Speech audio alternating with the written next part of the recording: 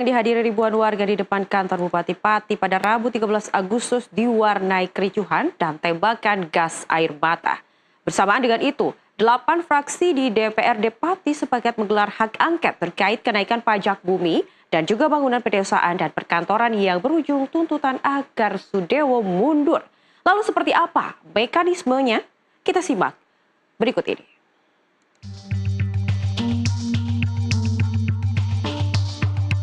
Undang-Undang Nomor 23 Tahun 2014 tentang pemerintahan daerah mengatur secara jelas aturan dan mekanisme pemberhentian kepala daerah dan wakil kepala daerah. Kepala daerah dapat diberhentikan karena 3 hal, diantaranya meninggal dunia, permintaan sendiri, atau pelanggaran. Untuk pelanggaran meliputi berakhirnya masa jabatan, tidak mampu bertugas selama 6 bulan, melanggar sumpah jabatan, dan tidak menjalankan kewajiban sesuai hukum. Kepala daerah juga bisa diberhentikan jika melanggar larangan jabatan, seperti menyalahgunakan wewenang, membuat kebijakan merugikan masyarakat, korupsi, menerima suap, jadi advokat, atau merangkap jabatan yang dilarang.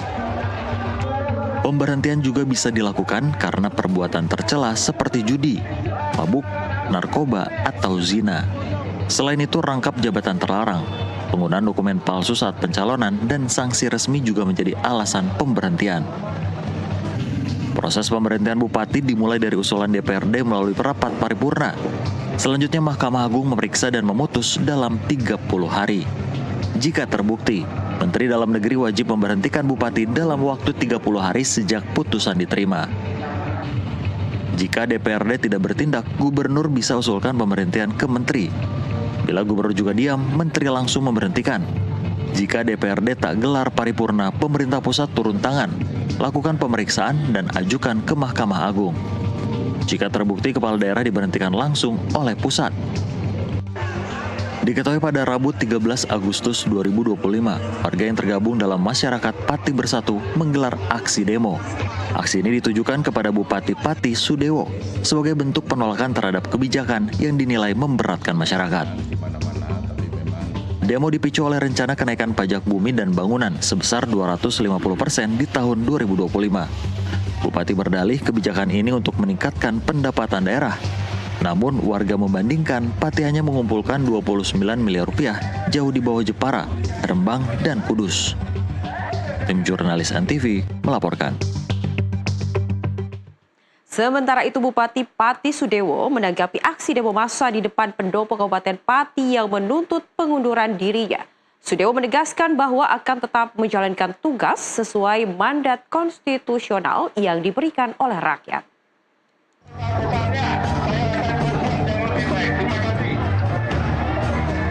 Dalam keterangannya di Pendopo Pati, Sudewo mengaku memahami emosi massa, namun menegaskan bahwa tuntutan agar dirinya mundur tidak bisa dilakukan secara sepihak. Ia juga menegaskan menghormati hak angket yang dimiliki DPRD Pati sebagai bagian dari fungsi pengawasan. Menurutnya setiap proses politik harus mengacu pada aturan dan tata cara yang berlaku. Tuntutan kan sudah disampaikan tadi. Kalau saya kan dipilih oleh rakyat secara konstitusional dan secara demokratis, jadi tidak bisa saya harus berhenti dengan tuntutan itu. Jadi harus mundur dengan tuntutan seperti itu. Semuanya ada mekanismenya. Baru menjabat beberapa bulan, Sudewo mengaku peristiwa tersebut menjadi pelajaran penting bagi pemerintah daerah maupun masyarakat. Ia berjanji akan melakukan evaluasi dan perbaikan terhadap kinerja pemerintahannya, serta mengajak seluruh pihak menjaga kekompakan demi kelancaran pembangunan. Ia menegaskan secara umum situasi di Pati sudah kembali kondusif, meski masih ada kelompok kecil massa yang bertahan di depan pendopo. Ia menyebut kelompok itu kemungkinan bukan bagian dari massa aksi utama yang hadir pada pagi hari. Terkait kericuhan yang mengakibatkan puluhan orang luka-luka, ia memastikan seluruh korban sudah mendapatkan penanganan medis di RSUD Suwondo Pati. Dari Pati, Jawa Tengah, Syukron Hamdani, jurnalis NTV melaporkan. Bergejolaknya aksi demonstrasi